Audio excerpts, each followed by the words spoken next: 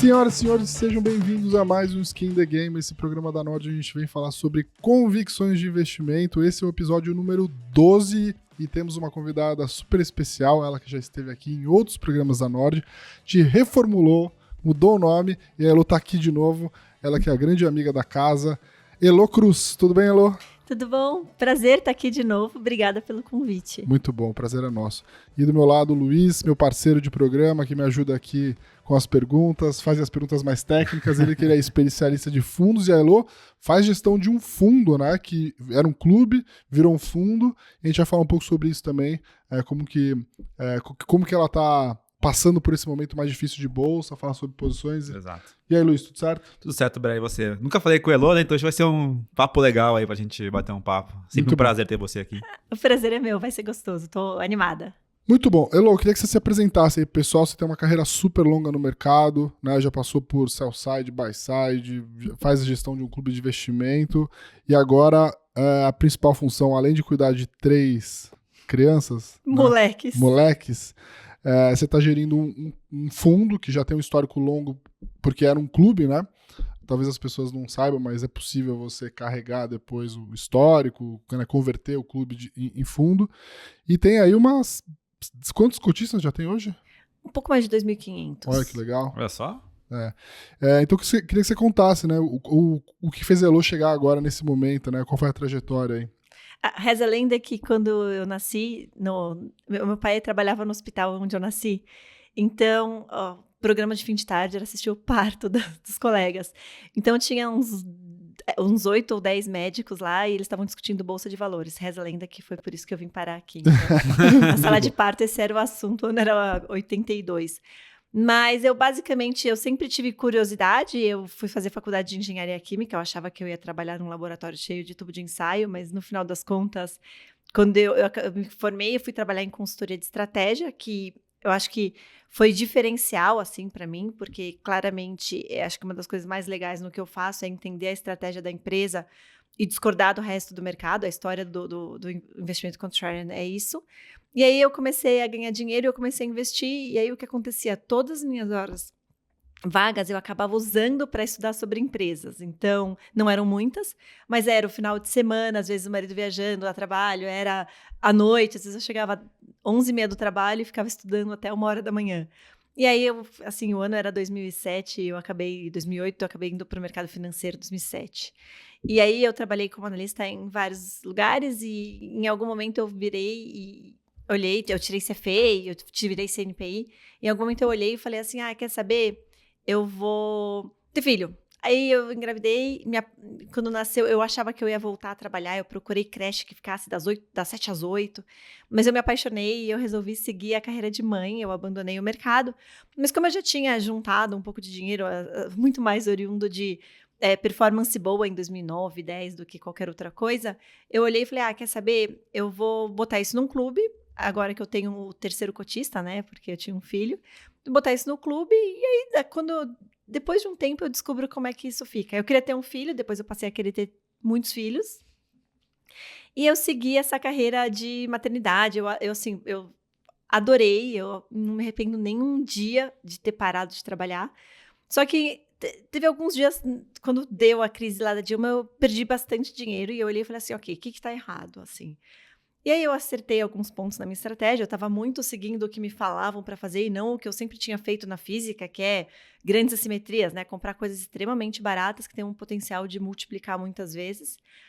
E aí o que eu olhei e falei, tá bom, vou voltar a fazer isso, mas eu preciso me relacionar com pessoas. E até porque as ações que eu comprava são ações de pessoa física, eu acabei entrando no mundo das redes sociais e isso acabou desenvolvendo como uma coisa muito legal, né? Eu entrei para encontrar outras pessoas para discutir tese de investimento, mas as pessoas acabaram pedindo para eu dar curso, eu dei curso, então eu dei tive mais de 2.000 alunos, um curso de 30 horas é bastante. E que muitos deles são cotistas do fundo, né? Muitos deles são cotistas do fundo e muitos outros são pessoas relevantes nas redes sociais também. Então tem muita gente que o pessoal acompanha que foi meu aluno. E aí o que aconteceu foi que... E aí nisso eu fui tocando o clube, né? A história era, eu discutia tese, as pessoas, poxa, me ensina a fazer. Eu falei, não, vai ler livro. E aí e as pessoas acabaram pedindo para colocar dinheiro no clube de investimentos, isso evoluiu para uma estrutura de fundo, uma estrutura diferente. A minha ideia não é ter uma grande asset, um grande fundo e gerir bilhões, é cuidar do meu dinheiro e deixar outras pessoas participarem disso. Então, Esse crescimento, né? Exatamente, da minha cota, assim. Então, eu sempre falo, né, que o que eu tô fazendo é o que eu quero estar fazendo no meu dinheiro e não o que as pessoas esperam que eu esteja fazendo. Então, acaba sendo isso. O fundo, ele foi super bem ano passado, esse ano não tá muito bem, não. Ele tá dando Ibov menos 11 agora. Mas ele foi super bem ano passado, assim. E o histórico dele é super legal, porque no final das contas acaba que o que eu faço é mais fácil. Aí você fala, mas se o que você faz é mais fácil, por que todo mundo não faz? Porque não dá para fazer grande. Então, hoje eu sou isso, uma gestora que faço um fundo que tem um viés de small caps. Ele não é um fundo de small caps, eu tenho Petrobras na carteira, por exemplo. Mas cuidando do meu dinheiro e fazendo isso de casa, enfim, acompanhando as crianças crescer, que para mim é muito importante. Eu acho que pouca gente sabe que muitos dos gestores hoje de sucesso como a Elo começaram a se testar no mercado fazendo gestão através de um clube de investimento, né? O clube de investimento nada mais é do que uma casca onde você coloca ali dinheiro de pelo menos 3 pessoas, o clube precisa ter pelo menos 3 pessoas, nenhuma delas pode ter mais de 40%, né, do patrimônio como um todo, mas é uma boa prática para você testar se você consegue, ao longo do tempo, gerir os recursos e superar os benchmarks, né? Então, o caso do Elo é né, de clube, o próprio César Paiva, o César Paiva começou também como um clube, a Fama começou como um clube, a Bogari começou como um clube, enfim, tem uma série. Então, para aquelas pessoas que têm esse perfil de ser um analista, de gostar de gastar bastante do tempo analisando empresas e investindo, esse pode ser um caminho para você se testar. É claro, você vai precisar de algum dinheiro, porque para montar um clube, acho que hoje em dia você precisa ter o quê? 500 mil reais pelo menos? Talvez vamos dizer 1 milhão. Acho 1 milhão. 500 mil reais é difícil conseguir. 1 milhão, você vai ter que procurar uma corretora que te ofereça uma taxa razoável de gestão e também tem que pesar os custos de corretagem, porque você vai pagar a taxa de mesa. Mas o clube de investimento é uma boa forma de você começar a se testar como gestor e ver se o que você faz realmente dá resultado, porque você vai ter uma cota diária. Então você vai observar a rentabilidade da sua gestão ao longo do tempo, né? Sem migué. Sem migué. Não tem como voltar aqueles erros do passado. Não tem como você fazer migué, olhar só o que eu acertei e tal. Até te perguntar, o que você achou de diferente entre a Elo professora, a Elo analista, a Elo gestora? O que você acha que fez de diferente? Eu vou dizer que ela é a mesma pessoa, assim. Então, hoje eu olho e eu me considero muito mais uma analista do que uma gestora. Obviamente, a Elo, profissional que trabalhava nos fundos dos outros, não conseguiria emplacar algumas teses que a Elo, analista gestora que trabalha sozinha, emplaca sem muita dificuldade. Mas, e a Elo de fundo fechado e fundo aberto, eu vou ser sincera, é que hoje eu olho e minha vontade era pegar 100% do patrimônio, botar só em 2 posições e passar um tempo lá em João Pessoa, onde eu falo que eu vou morar. Mas assim, então, com um fundo aberto, eu acho que talvez o cotista não goste muito desse risco. Mas, assim, o resto é a mesma pessoa, assim, é muito parecida. Então, eu lembro que esses dias o pessoal ontem postou um meme, né? Tipo, rest in peace, múltiplos de receita. Então, circulou ontem na internet e eu sempre falava para os alunos, assim, né? Que eu chegava nessa hora que eu estava ensinando múltiplo, eu falava assim, gente, isso aqui é múltiplo de receita. Aí eu faço, tipo, uma cara de decepção, assim, eu falo, gente, isso aqui existe, faz parte da teoria, eu preciso explicar, mas isso aqui não tem valor, tá? E aí as pessoas falando, não, porque tal empresa está negociando só a 10 vezes EV pela receita. Eu quero morrer, né? 10 vezes EV pela receita. Mas, enfim, então acho que no final das contas é a mesma pessoa. Não, o mais legal é quando o cara fala assim, essa empresa aqui de varejo está negociando a 5 vezes receita. E essa empresa de varejo premium negocia 10 vezes receita. Então, em algum momento, alguma coisa vai ter que convergir. Eu falei, não, as duas estão erradas, receita. O número é 2, né? Não vem com essa história de, porque uma tá errada, a outra que tá errada vai convergir pra outra. E tem uns negócios meio malucos, né? Receita por cliente, aí começam umas derivadas malucas de outras coisas.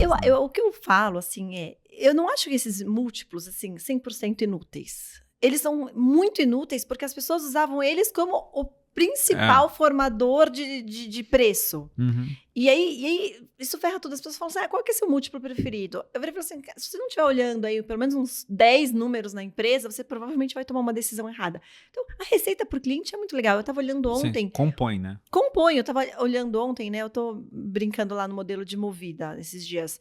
E aí, o que acontece? Eu quero, enfim, aumentar a contraparte da Movida lá. Mas assim, eu estava olhando o número de Movida, aí estava olhando a receita o custo por carro como percentual da receita. É um número que veio de 40% para 16, 17%. Ainda que eu faça esse número voltar para 22%, que não é bem o que eu acredito, eu acho que pode até melhorar, você vira e fala assim, esses números fazem sentido dentro de um contexto. Então você vira e fala assim, putz, isso daqui é ótimo. Tá bom, que mais? Que mais que temos aqui? E as pessoas olhavam e falavam...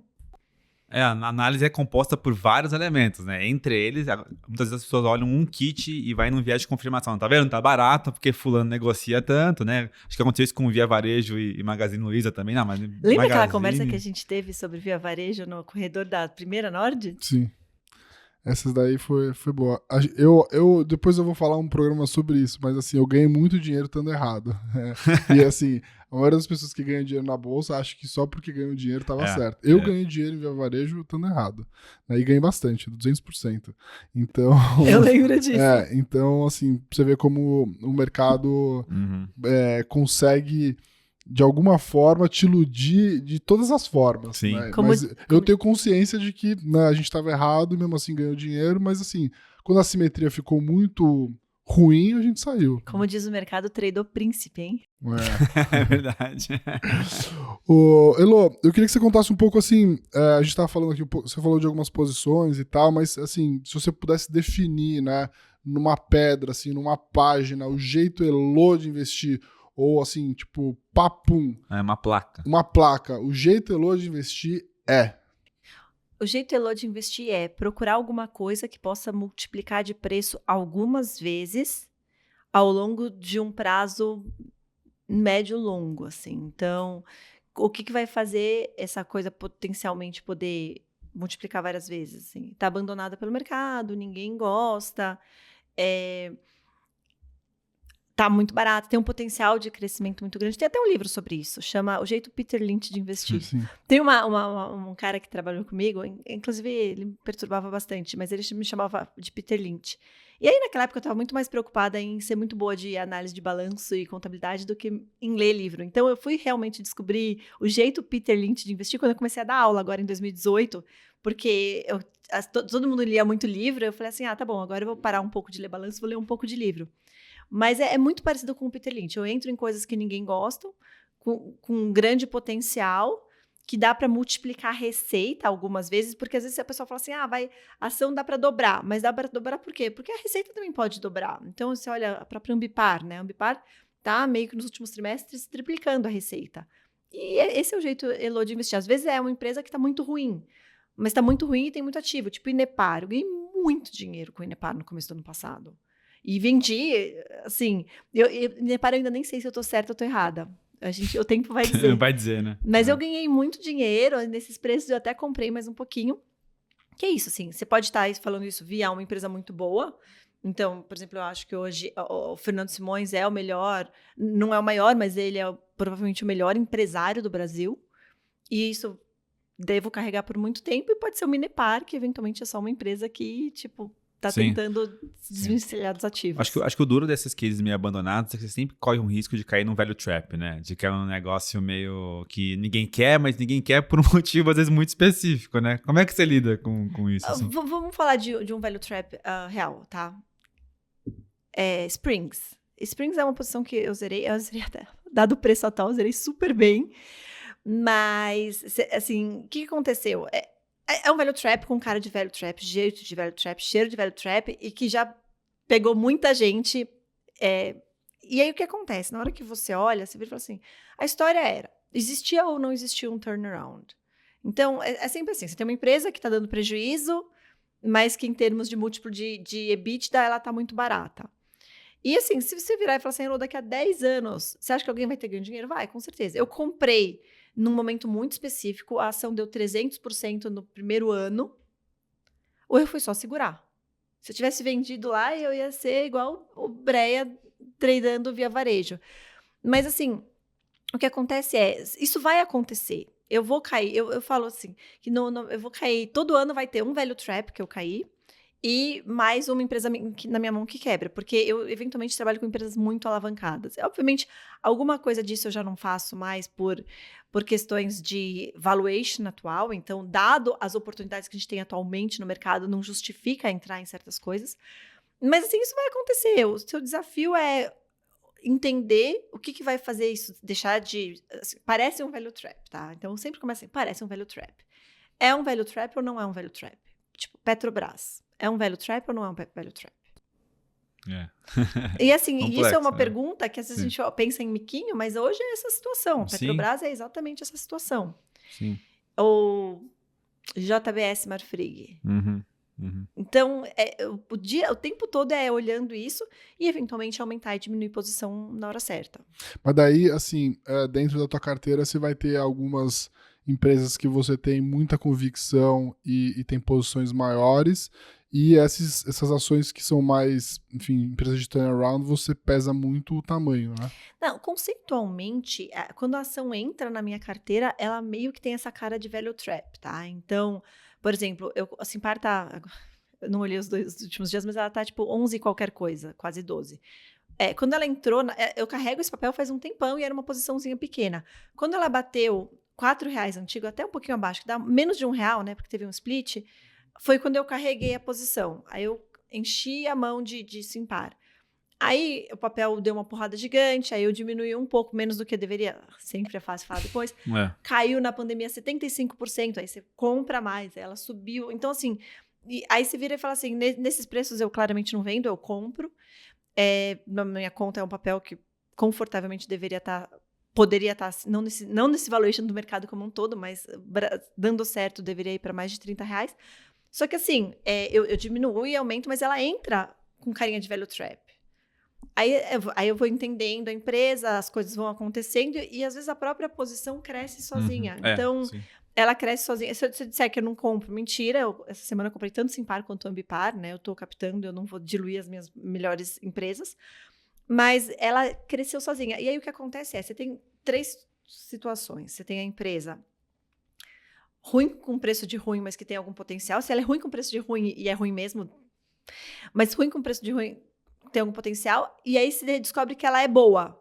Ela leva um tempão para ser precificada como boa. Uma empresa bem precificada, vamos falar de Localiza, só porque é muito parecida com Movida.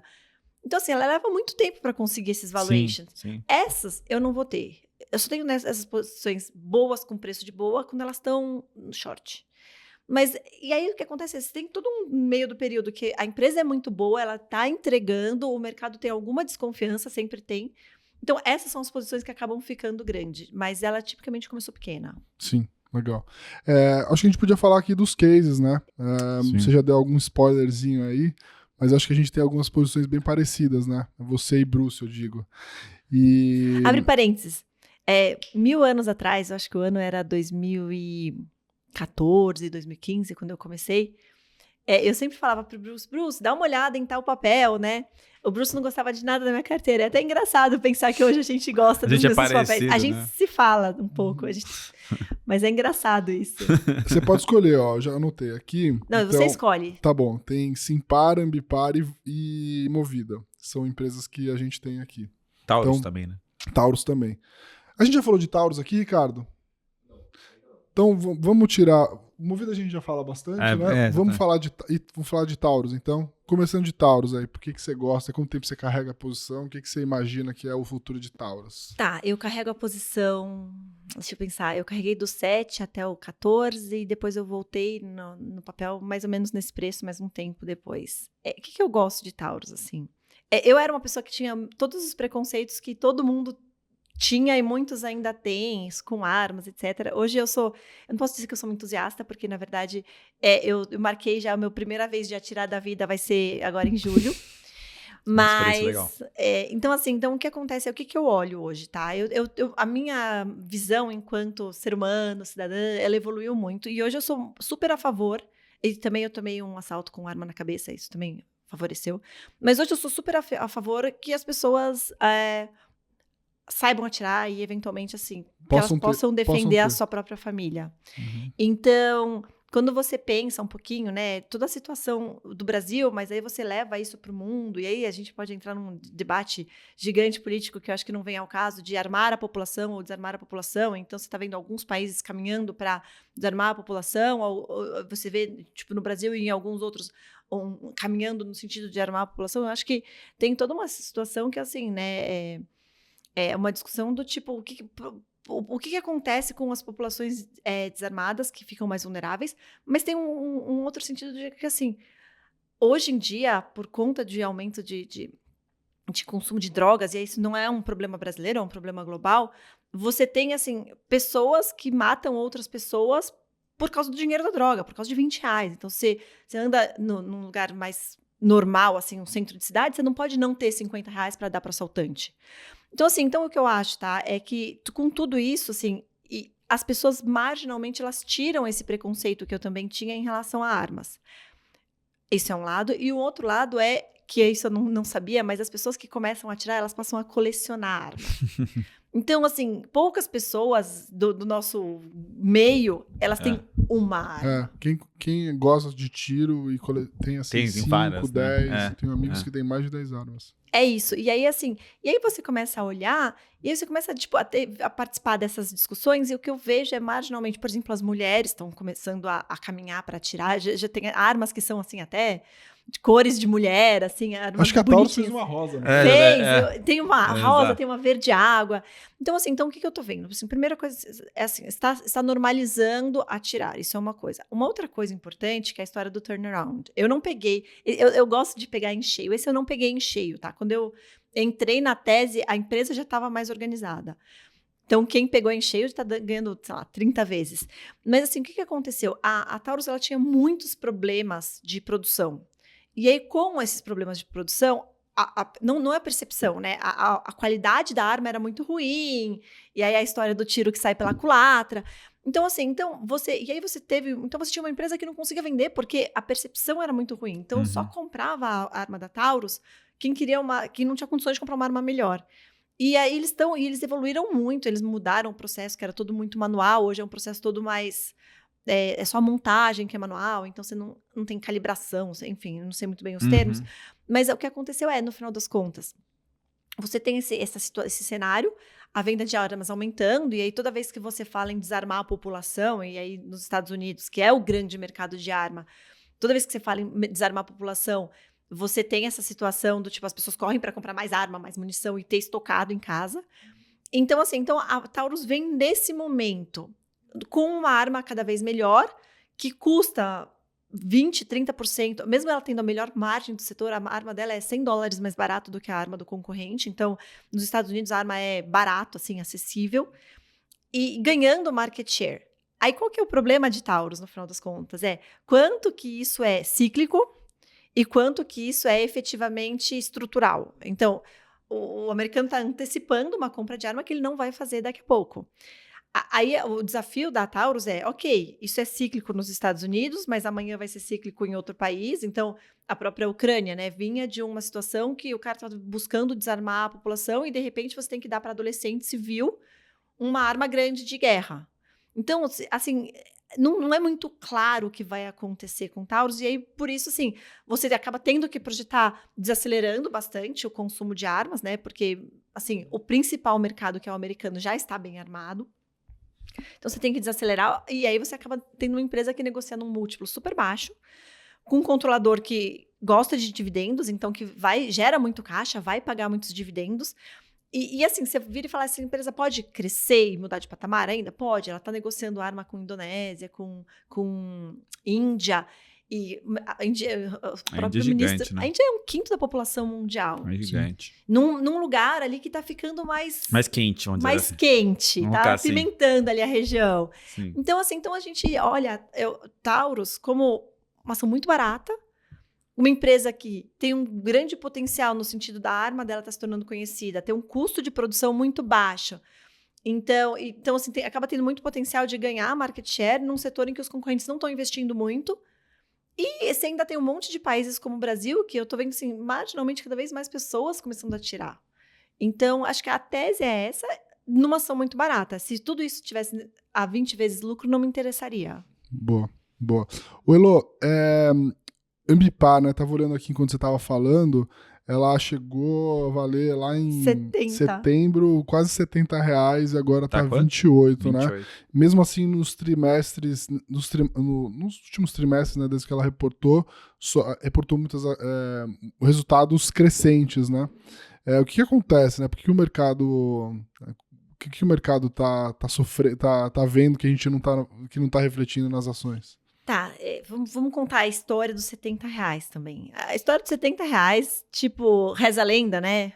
Que é o monstro do Leblon comprando daquele jeito suave que ele comprava. Golbid e outras coisas. E assim, ainda que naquele momento eu não zerei a posição, porque eu acredito que esse papel tem aí um valor de um pouco mais de R$100, então era um preço que eu já não comprava mais e que eventualmente eu já estava começando a vender, aí caiu de uma vez. Mas assim, o que existe no mercado, tá? É um monte de coisinhas, mas tem uma discussão assim, ela vai conseguir continuar crescendo? Primeiro, então assim, vamos lá. Então, naquele momento, eles iam fazer uma oferta do negócio de environment, que é parte de reciclagem de lixo, assim, simplificando, mas eles não pode falar lixo, é resíduo, tá? Mas é lixo. Resíduo é lixo. Então, assim, eles estavam nesse momento de mercado, e aí o mercado... Só que foi no momento do começo da queda da bolsa. Então, o que aconteceu? Primeiro, assim, vamos considerar que esse preço de 70 era meio irreal. Não era totalmente real, senão eu teria zerado minha posição. Não é caro com essas outras ações que eu... A empresa, qual que é o business dela, tá? Que isso é uma coisa que não é claro. As pessoas acham que ela fez um monte de aquisição, aí ela vai integrar, todo mundo vai vestir aquele sinergia e tal. Verde Ambipar. Não é verdade, assim. O business dela não é a proposta dela. Até porque ela não compra a empresa. Ela não compra 100% da empresa. Ela compra o controle. O que quer dizer que aquela empresa continua sendo aquela empresa e o sócio fundador, ele continua tendo metade, 30% da empresa. E aí, qual que é o conceito? Então, ela é uma holding que compra empresas que têm entre si sinergias comerciais e operacionais. Mas elas têm uma característica própria e, na verdade, essas empresas que ela compra, várias delas são ideias. Ideias muito boas, fantásticas, com uma baita de uma carteira de clientes, mas são ideias, assim, tipo, o potencial disso é multiplicar algumas vezes ao longo dos anos. Só que o que acontece? Quem é o concorrente dela de verdade? Ninguém. Então, e ela tem 2 negócios, né? Que um deles é esse de meio ambiente e o outro negócio é o negócio de response. Response é resposta a emergências. Então, basicamente, assim, você tem pega fogo na fábrica, derrama petróleo no mar, ela vai lá e resolve, tomba um caminhão, isso é muito do que ela faz, tomba um caminhão. Eu vou dar um exemplo, toma um caminhão de suco de laranja. Aí você pensa assim, suco de laranja é uma coisa inofensiva que se dá para um bebê. Perfeito. Você toma um caminhão de suco de laranja com o logo da empresa e aquele negócio no sol em 4 horas vai estar fedendo. Então, assim, em termos de potencial destrutivo para a humanidade é muito baixo, mas em termos de potencial destrutivo para a marca... Para a marca é gigante. Ou de leite, assim. Então, o que acontece? Então, só que quem cuida de meio ambiente e de tombamento de caminhão dentro da empresa é o mesmo cara. Então, o que acontece? O objetivo dela é garantir que tudo isso, que é não core para a empresa, o que é core? Core é marketing, em algumas empresas é produção fabril, pesquisa e desenvolvimento. Isso é core para uma empresa. É limpar lixo, se livrar do lixo, conseguir recolher, né? Então, você tem um monte de legislação vindo. Então, essa é a história. E aí tem muita gente que... E aí, por que caiu, então? Você tem um pouco de, simplesmente, tipo, discussões de especulação, fluxo e trading naquela linha. Isso é um pouco. Você tem um outro pouco que ela não conseguiu fazer oferta e a história, ela pressupõe várias aquisições e ela não conseguiu fazer oferta, então, conceitualmente, ela não tem dinheiro marginal. Na prática, primeira coisa, assim, eu sou uma pessoa que advoguei muito lá dentro, briguei muito com eles para eles cancelarem de uma vez a oferta. Por que acontece? O conceito não tem ninguém fazendo tudo. O cara que dentro da indústria, o cara que resolve é um cara só. E esse cara, ele é um cara não core. Então, o que ele precisa? Ele precisa terceirizar isso de uma maneira que ele garanta que o suco dele não vai estar fedendo pelas estradas. Então, assim, ele precisa garantir isso no menor custo possível. O que a Ambipar oferece?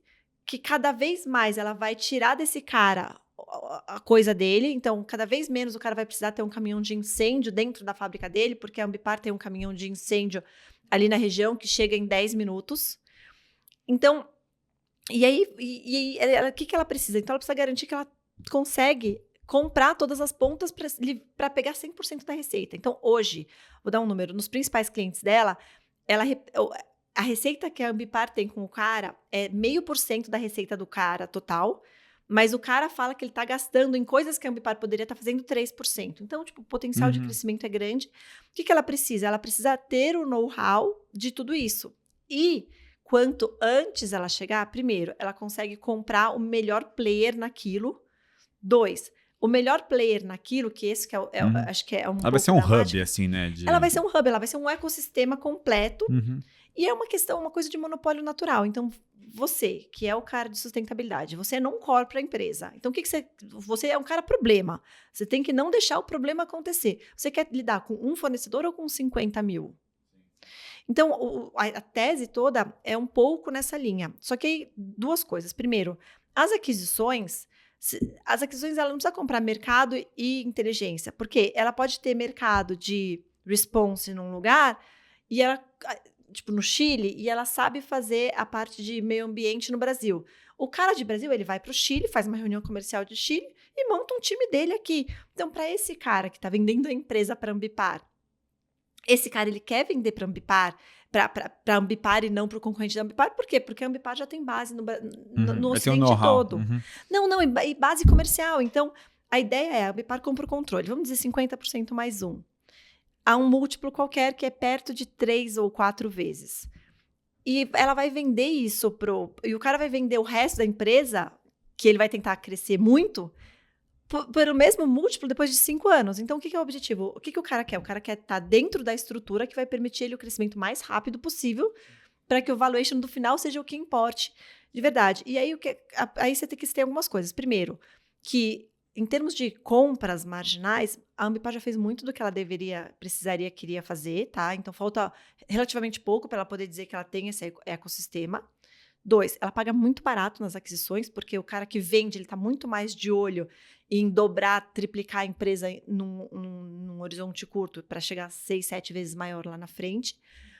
E aí, o que acontece com isso? 2 coisas. Primeiro, ela compra uma empresa hoje e, considerando todas as sinergias, depois de 12 meses, esse EBITDA já é muito maior. Então, se você olhar depois de 12 meses, ela já comprou a menos de 3 vezes EBITDA daquela alavancagem dela. Então, no limite, ela pode continuar crescendo, porque ela gera muito caixa. A história é essa. Por que ela está apanhando? Um pouco, com esse problema de petróleo. O pessoal está meio que falando assim, o ESG é uma grande mentira. E aí, assim, e tem uma parte grande do ESG que é uma grande mentira, então o petróleo não vai sumir, a gente não vai parar de consumir petróleo por muito tempo. Mas o que ela faz não é a parte verdade do ESG, que é, se a gente não cuidar do mundo, olha como era Cubatão nos anos 90. Mas é impressionante como o mercado bateu nessas teses de mid small caps, né? Depois desse aumento do juro longo de, 3 para 6,5, né? Assim, destruiu, assim, tira né? do pacote, tira do pacote. Você tem empresas que realmente decepcionaram muito no resultado. Então, eu tenho até uma, por exemplo, a WDC. A WDC fala, cresce 30% ao ano. Despencou o crescimento, estava preocupada em não entregar o crescimento, comprou um monte de estoque lá no dólar de 6. Então, assim, eu acho que continua barata? Continua, só que assim, não é o barata que ela caiu pela metade e por isso... Sim. Então, teve muita empresa que realmente decepcionou. Eu acho que a Ambipar não é uma delas, e o mercado vai enxergar isso. O retorno é muito alto, né? Então, tudo mas a diferença onde você ganha dinheiro e onde você não ganha é essa, né? Assim, o que realmente caiu porque o resultado caiu, e aí, o juro longo só amplificou a queda, do que realmente caiu, mas virou mais oportunidade do que o valuation piorou, assim, de fato, né? Exatamente. Eu acho que era legal você contar até pro pessoal mais leigo aquilo, como que você chega na conta de quanto que vale a empresa, né? Que você gosta muito aí de fazer valuation, né? Sobre várias métricas. Tem uma fórmula aí ideal que ela não é 100% verdade, mas ela te dá um bom guia de quanto que aquele negócio pode te retornar ao longo do tempo. Então, assim, caso de Ambipar, quando você vai lá e coloca as premissas suas de crescimento de receita, aumento de margem, de EBITDA, lucro, etc., né? Qual que é a conta que você faz para chegar nisso? Até explicar conceitualmente para o pessoal de casa. Sim, conceitualmente, uma empresa qualquer, ela vale o que ela vai te gerar de dividendo no futuro. Então, tem uns estudos americanos que dizem que para o investidor médio americano, 2/3 do retorno vem de dividendo e 1/3 vem da apreciação da ação, da valorização do preço da ação. Por exemplo, o Breia lá nas Via Varejo ganhou 0 dividendos e ganhou 100% na apreciação da ação. Mas a conta que você tem que fazer, então, assim, ela vale o que ela vai te gerar de dividendos trazido a valor presente, né? Então, o que acontece? Tem uma conta, o dinheiro não anda no tempo. Não dá para virar e falar assim, olha só, quando eu fiz 15 anos, eu ganhava R$15 por mês de mesada, então eu vou dar R$15 de mesada para os meus filhos. Tipo, o dinheiro, ele tem um valor que varia no tempo, varia com uma série de coisas. Você tem inflação, você tem o que a gente vai chamar de custo de oportunidade, né? Que é você abrir mão de uma coisa hoje para ter no futuro uma coisa melhor. Então, você faz uma conta, né? Que essas historinhas assim, você vai abrir mão hoje de comprar o seu apartamentinho, guardar o dinheiro, investir bem, para lá na frente comprar uma casa gostosa.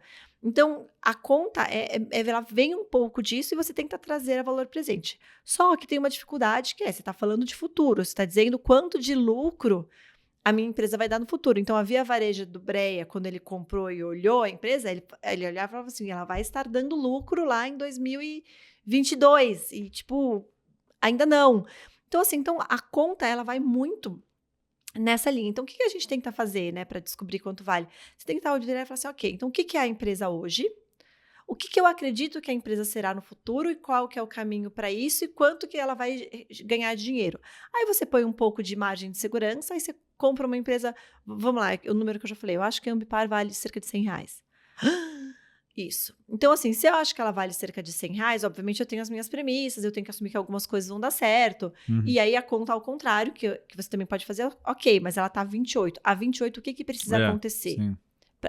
Olha, ela pode não mais crescer, só com a geração de caixa dela atual, ela vai viver para sempre, não precisa conseguir mais um cliente novo, um volume novo, só renovar os mesmos contratos. Então, tudo bem, a R$28 eu tô confortável com isso. Então, a ideia é justamente você olhar e falar assim, ok, você tem valor, você tem preço. Se preço é maior do que valor, tá caro. Se valor é maior do que preço, tá barato. Quanto maior essa diferença, mais bacana é. Então, é aquela história que eu falei, eu tento entrar quando eu vejo uma diferença de 2, 3 vezes. Você vai olhar e vai falar assim, sempre vai ter isso? Não, nesse momento a gente tem muita oportunidade. O difícil é isso, né?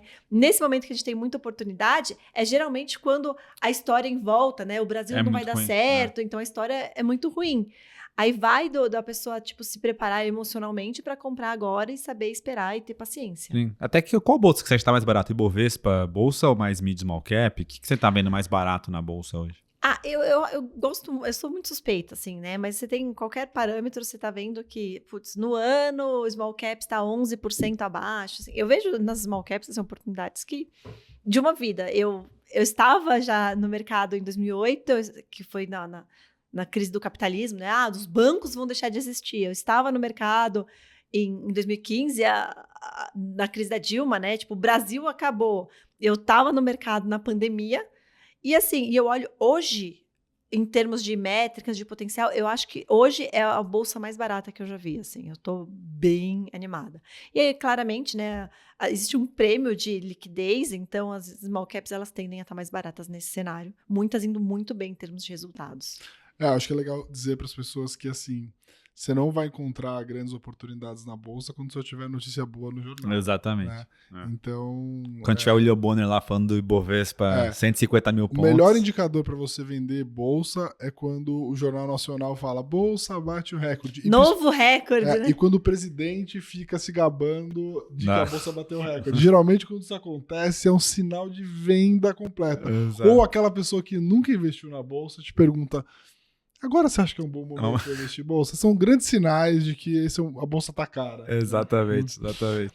Ô Elo, eu queria que a gente falasse um pouquinho de short, né? Você é uma grande adepta aí, né? Você tem no seu jeito de investir, comprar ativos onde você acha que o valor tá muito acima do preço. Mas você também gosta de vender ativos, né? Ficar short em ativos onde você acha que ela tem um valor lá, mas o preço já está bastante esticado e isso te oferece uma oportunidade de ganhar dinheiro com a queda, né? Então, contar aí um pouco da tua estratégia, né? Como que você pesa. E vamos falar de nomes, né? A gente gosta aqui de convicções. Então, assim, quais são as ações mais caras da Bolsa hoje?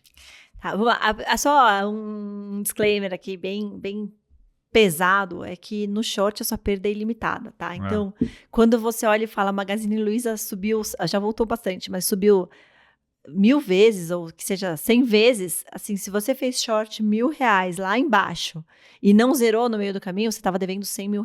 E eu conheço algumas pessoas que perderam muito dinheiro fazendo short, tá? Então, Magazine Luiza, Banco Inter, foi um outro short que machucou muita gente. Então, o primeiro disclaimer é esse, assim. Então, se você está começando, faz short só no papel, na conta simuladora ali. Eu comecei a fazer short, eu já tinha 10 anos de experiência no mercado, dos quais 7 em fundos. Mas o que é o short, né? Assim, existem várias formas de você olhar o short. Da mesma maneira que existem várias formas de olhar o long, então, tem gente que compra uma coisa que acha que vai dar certo, que compra porque está subindo e vai continuar subindo, tipo grafista. O short, você tem algumas coisas. Você pode virar e falar, vou shortear porque está caindo e eu acho que vai continuar caindo. Então assim, é mais difícil, é um short mais difícil, né? Porque no final das contas mais difícil para mim, tá bom? Mas assim, porque no final das contas eu não tenho convicção de que o que acontece conceitualmente? Quando você olha o trade, né? Tem um papel caindo, o papel vai cair até onde? Até o momento em que um fundo grande olhar e falar, nossa, eu nem gostava tanto dessa empresa, mas nesse preço eu sou comprador de infinito. Você pega uma ação qualquer que tá 20, você acha que vale 100, você tá disposto a comprar do 20 até o R$30 muito, tranquilo, e pagar R$30 estava na conta, deu sorte que pagou 20. Então, o que acontece assim, quando você olha o valuation, o ponto é, você vai olhar e vai falar assim, eu vou começar falando de um short que deu muito dinheiro que eu não tenho mais, mas que é bem emblemático, tipo VEG. VEG é uma empresa boa, talvez uma das melhores da Bolsa, ela sempre foi cara e sempre vai ser cara. Mas ela sempre foi cara, tipo, 25 vezes o lucro. Aí o papel foi lá e subiu para 70 vezes o lucro. Porque as coisas vão melhorar. Vão, com certeza elas vão melhorar. E a empresa é muito boa, ela é com certeza muito boa. Mas a 70 vezes o lucro, se você fizer a conta inversa, se ela estivesse pagando 100% do lucro em dividendos, isso quer dizer que você teria um dividend yield de menos de 1,5% ao ano. Mas como ela paga mais ou menos metade, daria 0,7% ao ano.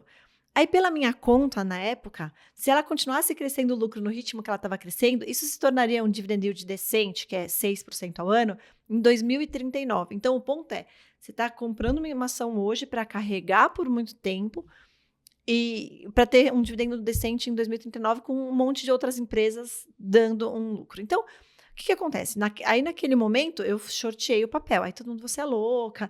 Porque o mercado, quando ele fica no modo ultra comprador, que é aquele que o Breia falou, você é louca, vai subir para sempre, é boa demais. Ela vai subir para sempre, num ritmo de 20% ao ano. O que está acontecendo agora? Se você olhar o gráfico de VEG, ela tem um ritmo se você olhar o logaritmo, que ela sobe numa reta. E aí o que acontece ela deu uma esticada, ela voltou, ela está naquela reta de novo. Assim, eu zerei o meu short nos R$30 e hoje está uns 25, mas assim, esse é o preço que eu gostaria de ter zerado. Mas assim, agora ela tá lá no ritmo dela, se der outra, eu não acho barata, não me animo a comprar, mas se der uma outra pernada de alta, eu vou shortear de novo. O preço que eu compro é bem mais para baixo. Então assim, esse é o short, tá? E aí quando você olha, o que eu tento olhar? Coisas que em quase nenhum cenário ela vai conseguir executar o que está no preço. Então, de novo, eu volto para a Ambipar. No último resultado, ela cresceu a receita 195%, ano contra ano. Aí a pessoa vai falar assim, mas ela é muito endividada. Perfeito, o lucro cresceu 50% ano contra ano. Vamos trabalhar com um número de 50%. Se ela crescer 50% mais 12 meses, é tipo uma porrada sensacional. Então, assim, obviamente não é o que está no meu preço. Meu preço desacelera bem. O que está no preço é que basicamente ela para de crescer. Então, quando você olha qualquer short, de novo, quem fez short lá no 70 e carregou até hoje ganhou muito mais dinheiro do que eu estou ganhando na ação. Mas eu acho que no longo prazo isso vai se resolver. Então, o short eu geralmente faço short em ações muito caras que não tem como entregar. Tem outros tipos de short. Tem o cara que faz o short no gráfico, tem o cara que faz o short na notícia. Shorteio o Bova 11. Eu shortei o Bova 11 também, o que esse ano foi não foi legal. Era melhor eu ter shorteado Small Caps. Aliás, ficou a dica pra mim, mas enfim, então o que acontece?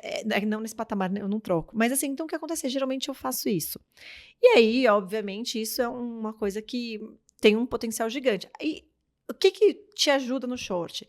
Que seja não só um short de carrego. Então, short de carrego é cara, vai estar cara. Então, na minha cabeça, shortear VEG a R$45, que era o 90 de antes, era confortável porque ela não ia entregar o que precisava.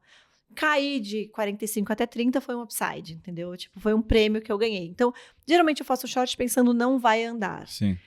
É que o short também tem uma questão de timing, né? Como é que você... Porque assim, você E ficar tem, carregando... e tem a questão do aluguel, né? Então isso que eu ia falar, porque tem o aluguel, se né? a ação, você paga muito pelo aluguel da ação, né? Tem empresas que você tem um short clássico, mas você não consegue alugar, e aí paga, sei lá, 20% de aluguel num negócio que vale muito a pena, né? Perfeito. A conta é assim, esse short clássico, esse short bacanão, óbvio, né? Sim. tipo, que todo mundo quer fazer, e que tá 30% de aluguel, você precisa ter a notícia para acontecer.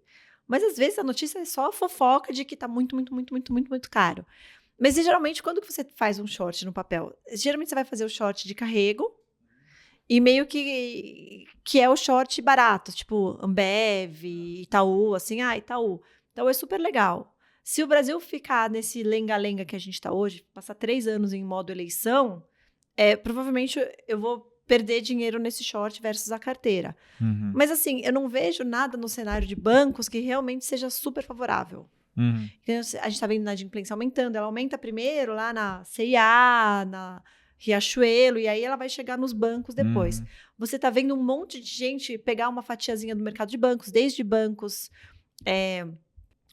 digitais até vocês e a gente. A gente, de alguma maneira, está tirando um FII que historicamente era para ser do banco. Sim. Então, com isso, eu acho que tipo, o lucro não cresce, como o lucro vem não crescendo. Ele cresceu esse ano agora, mas assim, ele vem não crescendo desde 2013. E esse é o short barato. Aí você tem um short caro, tipo Armac. Eu fiz Armac no Réveillon, eu fiz lá no 25, 26 reais, o papel tá 13. Assim, a empresa, ela é a mesma empresa que a Vamos, crescendo um pouquinho mais que a Vamos, com um múltiplo de, sei lá, 10 vezes o múltiplo de Vamos. Então, você olhava uma empresa negociando a 10 vezes a receita, alguma coisa assim. Ela tem um potencial de crescimento grande? Tem. Ela tá pegando uma fatia de mercado super legal, que assim, basicamente, antigamente, as máquinas amarelas, elas eram das grandes Odebrecht, esses caras. E aí, esses caras encolheram bastante, então voltou a fazer sentido o negócio de aluguel de máquinas como é lá fora. Tem um potencial gigante? Tem. Crescer 200%, 300% ao ano, é óbvio? Não, não é. De uma empresa que basicamente não existia, não é. Uma coisa é essa Simpar que está se preparando há 1000 anos para que quando ela tivesse dinheiro, ela crescesse nesse ritmo e já é... Então, assim, você olha e fala assim, isso é muito improvável. Acontecer tudo que precisa. Eu sempre faço esse exercício com os alunos, né? Acontecer tudo que precisa para a VEG valer R$45, cara, é muito improvável. Então, assim, e geralmente, só que esse short é um short caro. Então, esse é um short que, assim, você precisa acertar o timing. E quando que é o timing?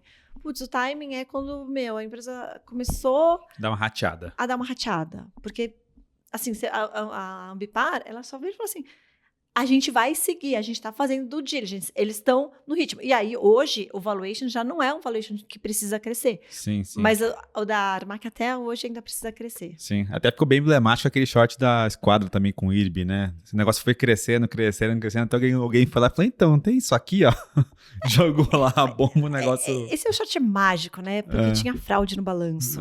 Esse é mais raro acontecer. E aí, tipo, de novo, né? Precisava estourar. Alguém ir lá.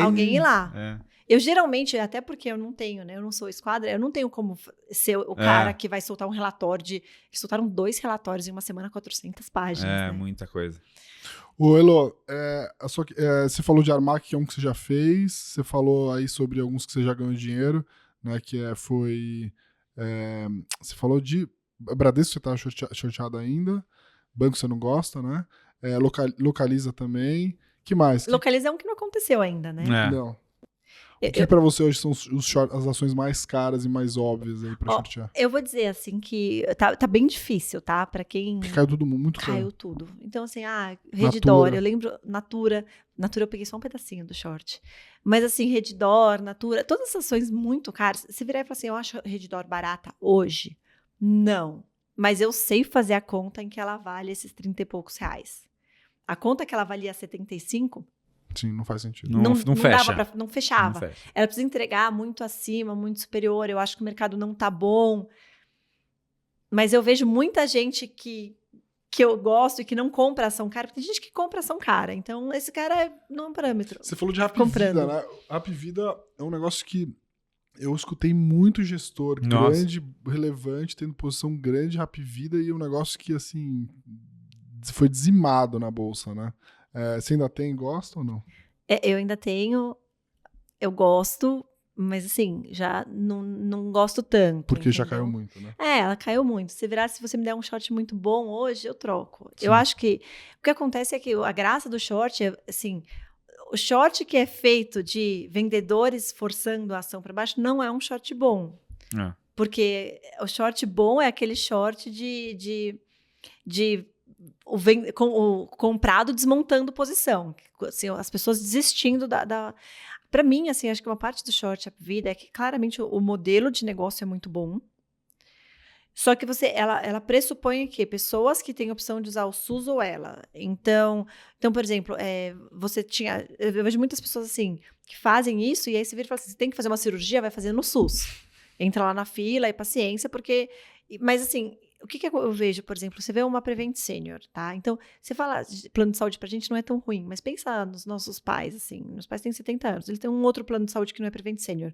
Mas os amigos deles estão indo todos pra Prevent Senior. O plano de saúde custa, tipo, 7 mil reais para os meus pais, o normal, o da Prevent Senior custa 1.000 e poucos. Então, assim, tem uma diferença muito grande.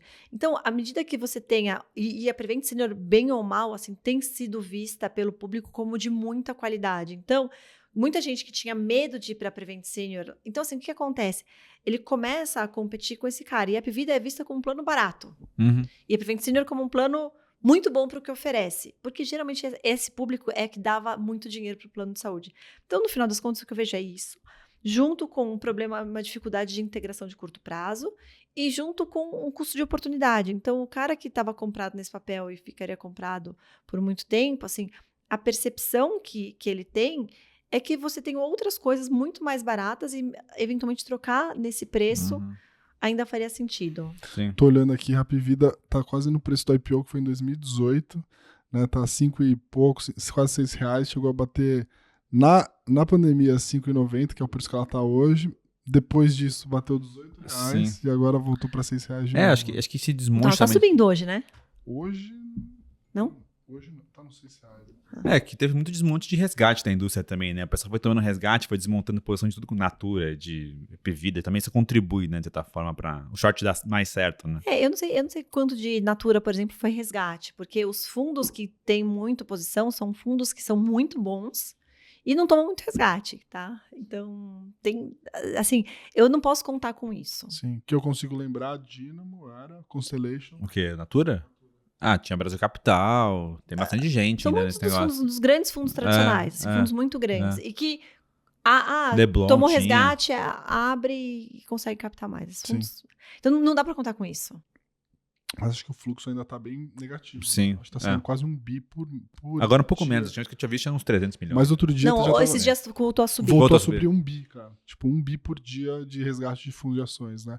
Assim, essa questão, né, é importante dizer que o mercado... A gente já viu isso acontecer milhares de vezes. Então, o que acontece? Né, as pessoas entram no mercado, o mercado começa a subir, o pessoal começa a observar, aí começa a subir mais, o mercado começa a observar, aí começa a subir mais, o cara fala assim, bom, agora é hora de eu entrar, porque eu acho que esse movimento vai se perpetuar para sempre, Sim, né? sim. E aí você tem volta dinheiro para os fundos de ações e assim vai. E aí Sim. o mercado depois entra num momento ruim. Piorou um pouco. Não aguento mais, vou resgatar. Então, assim, no limite as pessoas estão sempre no behavior gap. Né?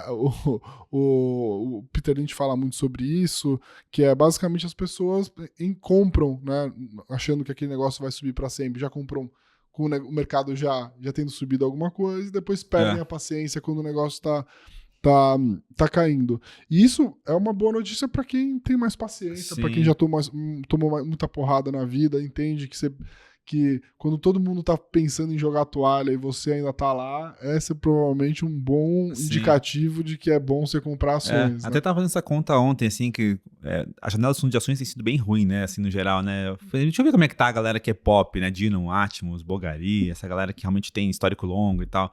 E você faz a média dessa galera e pega em janelas longas de tempo, assim, 3 anos, 4 anos, 5 anos. Essa é a pior janela dos fundos de ações da história, assim. Assim, É impressionante, assim, quanto foi uma constelação de coisas, né? E o pessoal joga a toalha mesmo, assim. Não, e no final das contas, o que está acontecendo, né? Assim, a gente tinha um cenário assim, nunca mais vai ter a renda fixa em 2 dígitos.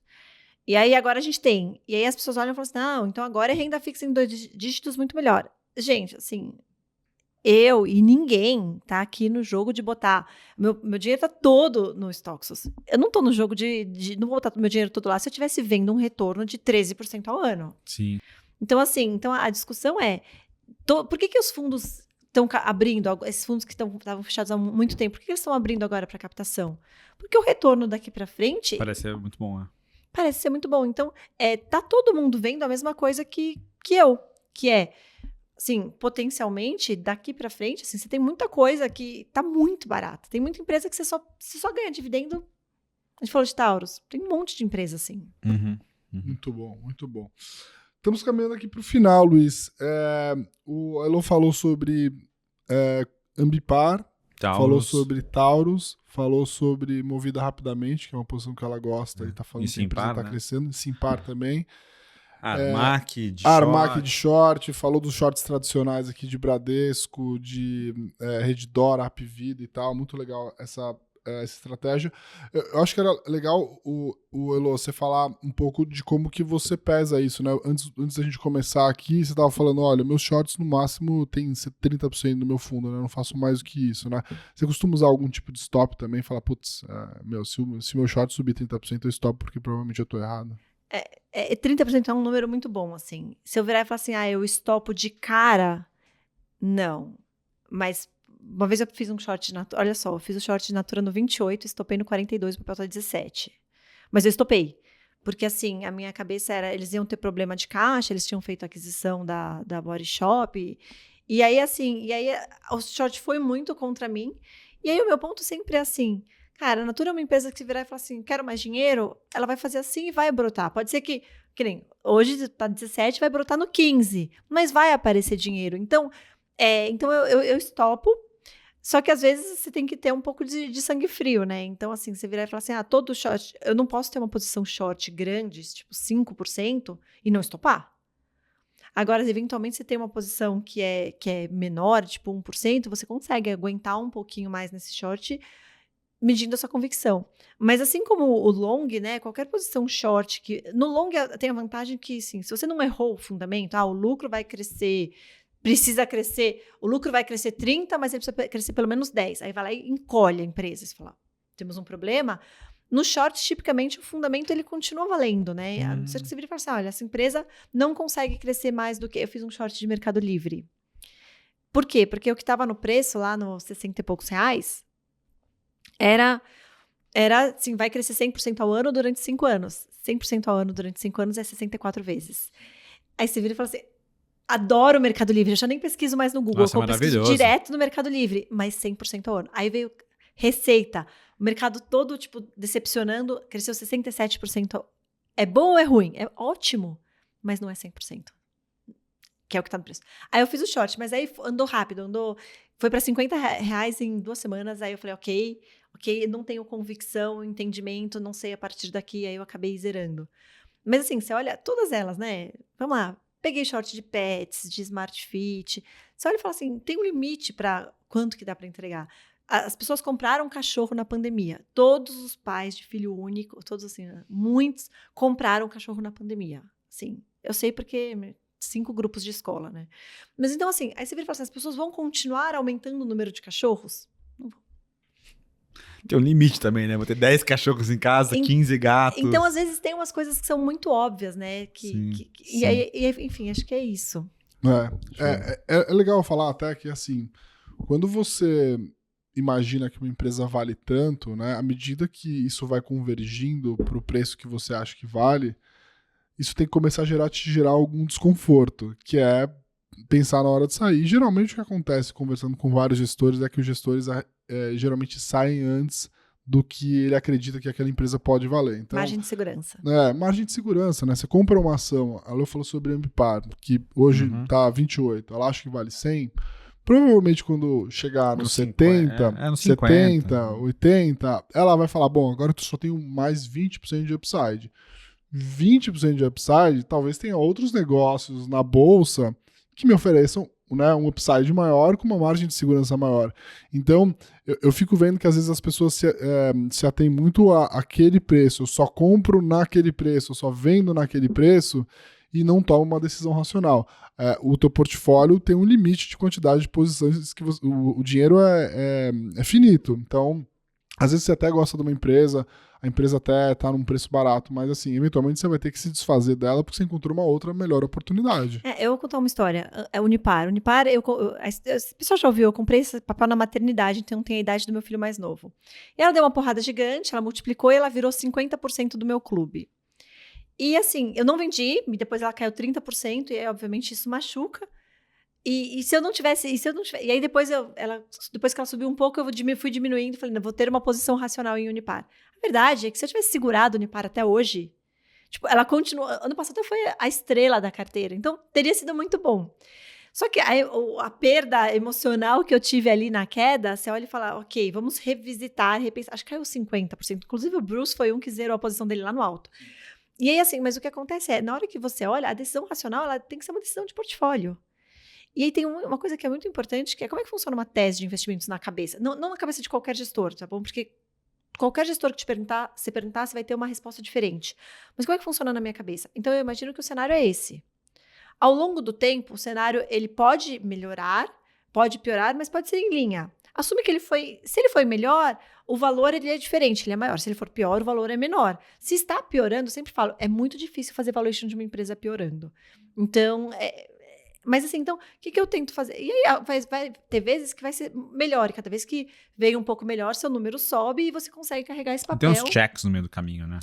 Todo trimestre é um check, toda notícia é um check. Então, você vai fazendo isso, você vai verificando. Às vezes você pegou uma tese que está dando prejuízo, você fala, vai dar lucro. Simpar tinha um retorno horrível, e eu falava, vai dar certo. Só que assim, o que precisa acontecer? Então, o ganho de escala precisa ir se mostrando. Ainda que ela se mantivesse o retorno baixo, precisa mostrar que tem ganho de escala. Eu preciso o tempo todo, porque ela depende de dívida, eu preciso do tempo todo do credor falando bem dela. Então, eu leio o relatório de crédito. É esse tipo de situação que vai confirmando ou fugindo da tese. Você até falou um pouquinho sobre short, né? Sobre, tem horas que eu deixo rolar um pouco, né? E o short tem uma questão muito de disciplina também, né? Assim, porque exige, né? Assim, né? Como é que você mede Perda infinita. Como é que você mede isso entre ser disciplinado, não, preciso zerar, e também, acha que dá pra ir um pouco mais, e também não ser disciplinado de não zerar? Vamos falar, por exemplo, de Ambev, que é um short meio que eu carrego porque eu acho que não vai bater a carteira no médio prazo. Assim, o que poderia mudar na Ambev para que eu olhasse e falasse, ok, stop loss? Exceto, o papel caiu e eu ganhei dinheiro e tá no preço lá de tipo R$17, que eu acho que é um preço bom. O que poderia mudar? Ela começou a crescer muito, ganhar muito market share. Peraí, ela tem 70% de market share e o brasileiro não vai tomar muito mais cerveja. Sim, sim. Porque a gente tem até uma caminhada das mulheres passando a tomar espumante nos eventos. Então, assim, ela vai entrar em outras bebidas, mas marginalmente as pessoas bebem mais água. Sim, sim. Então, eu acho muito difícil acontecer essas coisas. Mas, eventualmente, você pode virar e falar assim, o Zé Delivery. Mas, peraí, ela tá colocando dinheiro no Zé Delivery hoje. Então, assim, como que isso se paga? Então, você tem que olhar e falar assim, cara, eu ainda não tô enxergando. Eu não acho que é um short para ganhar, vai dividir por 2. Isso. Mas ainda não consigo enxergar. Então, a gente consegue... Vai carregando. A Ambev tá no preço de 2013. Nossa. Mas tá no lucro de 2013 também. Sim. E na margem de 2008, 2007. Sim. Elô, a gente tá caminhando aqui pro final. A gente tem uma parte de um quadro aí, o Luiz pode fazer a pergunta. O último? O último. Não, deixa pra você fazer, que você faz melhor do que eu. Tá, bom, assim, aqui é um programa Skin the Game, onde tem que falar de convicções, posições, você falou de várias aqui, né? É super legal a gente poder falar de vários cases numa conversa como essa. Mas a gente quer uma sugestão Skin the Game do que fazer na vida que não tem a ver com investimentos. Então, o nosso convidado sempre fala sobre alguma coisa que ele fez, uma experiência, enfim, uma viagem, qualquer coisa que mudou sua vida, que você recomenda que todo mundo faça que não tem a ver com investimentos? Pular de paraquedas. Meditar no botão. Não, você nunca vai ver eu falando nada que envolva risco físico. Eu tenho pavor, assim, de pular de paraquedas é um negócio, assim, que só nos pesadelos. Acho que com bastante skin mesmo, tenha filhos. Eu acho que eu olho e falo, assim, claramente foi a melhor coisa que aconteceu pra mim. E claramente algumas pessoas não nasceram para ter filhos, então ela vai valer para muita gente, não vale para todo mundo. Então, obviamente, se você olha aquelas crianças e só vê meleca, remela e tem pavor e quer fugir, tipo, não é para você. Mas assim, eu vejo muita gente adiando a decisão de ter filho e colocando para depois. E acho que sim, foi a melhor coisa que eu poderia falar de aceite Jesus, mas acho que essa não é do momento da discussão. Então, assim, foi a melhor coisa que aconteceu na minha vida. Eu acho que mudou a minha forma de ser, de pensar. Ontem enfim, eu passei por uma situação que eu fiquei com medo de acontecer alguma coisa. E aí eu olhei e falei assim, não, eu não posso. Então eu levo e busco todos os lugares, todas as vezes. E se eu não tiver mais tempo para fazer a minha academia ou para cozinhar ou qualquer outra coisa que eu goste, valeu a pena, assim. Eu sempre falo. Eu tenho, assim, na mente que se eu não puder viajar nunca mais, se eu não puder ter nenhuma experiência mágica, o fato só de ter filho, assim, eu acho que, tipo... Que idade que eles têm? 5, 7, 8, só moleque. Nossa senhora. Vai ser um time de futebol, Precisa, né? Se juntar com a Marília... Mas encerrou a fábrica? Então, eu encerrei, mas eu me arrependi. Então, a outra dica é não encerre a fábrica antes da hora. Não encerre shorts antes da hora. Nem a não fábrica. Não veio numa posição antes da hora e não encerre a fábrica antes da hora. As 3 coisas pra você fazer, não fazer antes, né, da hora. Né? Eu acho que a Marília tem o número ideal de filhos, assim. 5? Tá doido. Ainda bem que a população tá crescendo, né, com a Marília. Com Elo. Eu fico feliz que vocês têm vocação. Estão fazendo ali, E estão trazendo pessoas que vão ser ótimas, bem educadas. Exatamente. Eu ainda tô longe disso. Se juntar ela e a Marília pra montar um time quase de futebol. Dá fácil. Um masculino e um feminino. Um feminino ainda. Muito bom. Elo, queria te agradecer muito. Queria que você deixasse um recado final aí para as pessoas que querem... você tá no Twitter, você tá no Instagram, você tem o fundo, enfim, deixar os recados aí para que o pessoal possa te encontrar.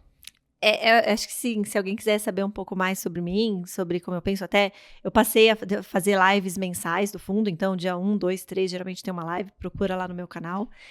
Mas acho que o recado que eu queria deixar tem muito mais a ver com se você é entusiasta de equity, se você gosta, tenta entender um pouco mais, assim. Então, a maioria dos investidores de longo prazo estão comprando, eu não conheço ninguém, trader sim, mas assim, não conheço ninguém que realmente esteja reticente em comprar nos preços atuais. Então, estuda bem, ganha convicção, porque assim, você pode estar vendo, talvez, eu posso estar vendo a última grande oportunidade da minha vida na Bolsa. Muito bom. Da tua vida, cara, pera lá. Não, mas é a cada 40 anos. Daqui a 40 anos eu claramente não vou querer estar cuidando. Você vai ser aquela pessoa com 70, 80 anos que vai fazer as reuniões estilo Buffett. Adoro. Não, eu fico pensando se eu vou juntar num grupo de analistas velhinhos, assim, imagina, com 70 anos, a gente fala assim, não, chama os amigos tudo de fundo grande, bilionário, né? Vamos chamar o CEO da empresa tal para tomar o chá da tarde. Eu vou ser o Munger que vai dar uma sonequinha. O Bruce tá assim, né? O Bruce ele curte dormir nos happy hour. É verdade, o Bruce dorme. Pra quem não sabe, o Bruce dorme nos happy hour. Mas ele não tendo mais filho? Não, acho que agora vai pro segundo, né? Tem vai pro segundo. Então, esse negócio de filho às vezes dá um... Não soa. Né? Não me convide pra nada que acabe depois das 9h30 da noite, que vocês vão ver muito bem. Muito bom. Elo, obrigadíssimo por ter vindo. Foi um espetáculo aqui falar de teses, convicções, super skin in the game. Acho que mais skin in the game que você aqui são poucas as pessoas, né? São poucas. Porque tem o seguinte, né? Ela é skin in the game ativamente porque ela faz gestão, mas assim, pessoa que fala abertamente das teses, tá sempre passando informação legal pro mercado, né? E dos shorts também, que é a sempre mãezona, do short é difícil falar. A mãezona lá do FinTwitch, que já teve seus tempos áureos, depois teve tempos sombrios e agora parece que tá um pouquinho melhor, né? O FinTwitch melhorou. O FinTwitch tem um desafio do block. Eu acho que se você bloquear um tanto de gente, ele fica super gostoso. Eu tô adorando. Não, eu acho ótimo. Sabe o que eu acho mais legal, né, nas redes sociais? Que assim, às vezes o cara vai lá e te provoca e te xinga, né? E eu penso em responder o cara. Só que eu simplesmente apago o que ele respondeu. E aí o cara fica mais puto porque ele fala, você apagou o que eu escrevi. O Instagram apaga, o Twitter não apaga. O outro não, o cara me xinga no Twitter, eu simplesmente tenho preguiça de responder. Eu falo, cara, melhor eu bloquear do que responder. E assim, isso pode ter certeza de que deixa o cara mais puto da vida. Sabe qual que é o desafio? O desafio é o seguinte, quanto mais conteúdo bom você gera, mais o cara pensa bem antes de te falar besteira. E se a pessoa sabe que você bloqueia, eu bloqueio uns só porque eles são muito chatos. Assim, o cara, todo post, ele vem encher o saco. Se o cara sabe que você bloqueia, o cara pensa 2 vezes antes de xingar. Porque, assim, a gente não tem nada a perder, né? Avatar. Avatar vem encher o saco, eu bloqueio, eu não penso, eu não respondo. Eu também. Muito bom, pessoal. Muito bem. Estamos aí em todos os nossos canais, YouTube, podcast. Não esqueçam de comentar aqui. Falar sobre teses que vocês gostariam. Quem vocês gostariam que a gente trouxesse nos próximos programas. Então, curtir, encaminhar, postar, conteúdo de altíssima qualidade. A Elo vai depois postar lá nas redes sociais para mim, para os cotistas e quem segue os alunos assistirem a gente aqui. Beleza? Obrigadíssimo, um abraço e até a próxima. Obrigada, gente. Um abraço.